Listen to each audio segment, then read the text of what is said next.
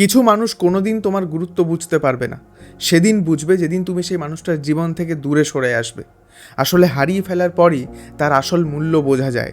আজকের এই ভিডিওতে আমি তোমাকে এমন 4 ধরনের মানুষের কথা বলবো, যে মানুষগুলোর জীবনে থাকাকালীন তুমি তাদের কাছে সম্মান গুরুত্ব কোনোটাই পাবে না, কিন্তু যখন সেই মানুষটার জীবন থেকে তুমি দূরে সরে আসবে তখন সেই মানুষগুলো তোমার অনুপস্থিতিটা ফিল করবে, আর তারপর তোমাকে নিজের জীবনে আবার ফিরে পেতে চাইবে। প্রথম, যে মানুষটা তোমাকে খুব সহজে পেয়েছে সে কখনো তোমাকে গুরুত্ব বা সম্মান দেবে না।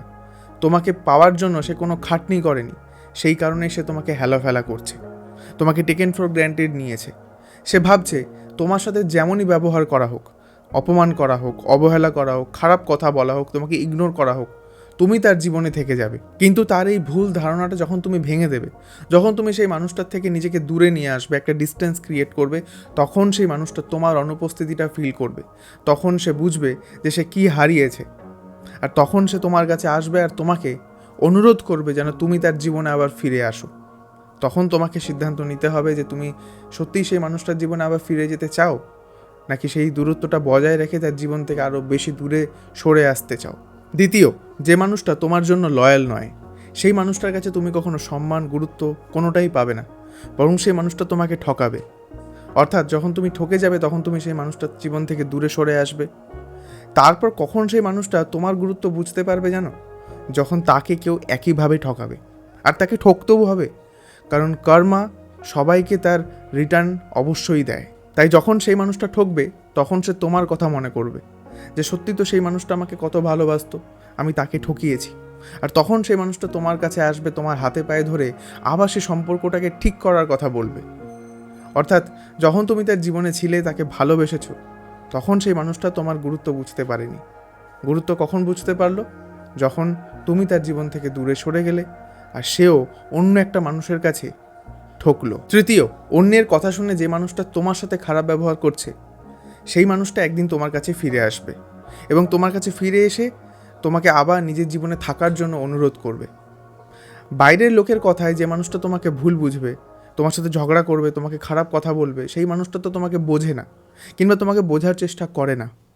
তাই যখন এই ঘটনাগুলো তোমার জীবনে ঘটবে তখন তুমি চাইবে যে সেই মানুষটা যেন তোমার জীবন থেকে দূরে সরে যায়, কিংবা তুমি সেই মানুষটার জীবন থেকে দূরে সরে আসো। কারণ মানসিক শান্তিটা খুব দরকার। একটা মানুষ যে তোমার জীবনে আছে, যদি সে তোমাকে না বোঝে, তোমাকে না বিশ্বাস করতে পারে, তোমার সাথে মন খুলে কথা না বলতে পারে, তোমার কথাগুলো মন দিয়ে না শুনতে চায়, তাহলে সেই মানুষটার সঙ্গে থাকা যায় না। তুমি যখন কোনো রকম তর্ক, ঝামেলা, অশান্তি না করে চুপচাপ সেই মানুষটার জীবন থেকে সরে আসবে, তখন সেই মানুষটা বুঝবে যে ভুলটা কার ছিল, আর তখন সেই মানুষটা তোমার কাছে এসে ক্ষমাও চাইবে। 4, যে মানুষটা কখনো নিজের ভুল স্বীকার করে না, কখনো সরি বলে না, সেই মানুষটা তোমাকে একদিন হারিয়ে ফেলবে। কারণ ভুল প্রত্যেকটা মানুষই করে, কিন্তু সেই ভুলটা করার পর সরি বলার ক্ষমতা সবার থাকে না। তুমি নিজের ভুল করেছো, সেই মানুষটাকে সরি বলে দিচ্ছ, কিন্তু সামনের মানুষটা নিজে ভুল করে তোমাকে একবারও সরি বলছে না। তোমার তো খারাপ লাগবে। কোনো রকম দোষ না করা সত্ত্বেও বারবার তোমার দিকে আঙুল তোলা হবে, আর তুমি এটা দিনের পর দিন তো সহ্য করবে না। তাই একটা সময় আসবে যখন তুমি সেই মানুষটার থেকে নিজেকে দূরে সরিয়ে নেবে, আর যখন তুমি পুরোপুরি সেই মানুষটার জীবন থেকে দূরে সরে আসবে তখন সেই মানুষটা বুঝবে যে সে কী ভুল করেছে।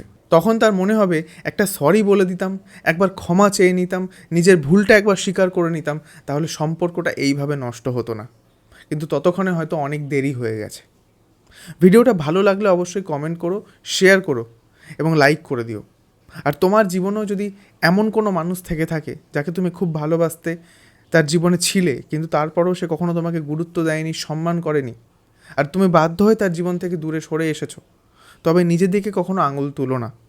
কারণ তুমি তোমার নিজের তরফ থেকে 100% চেষ্টা করেছো, আর যেটা হবার সেটাই হবে। তাই নিজেকে ভালো রেখো আর অভিক টক্সকে ফলো করে নিও।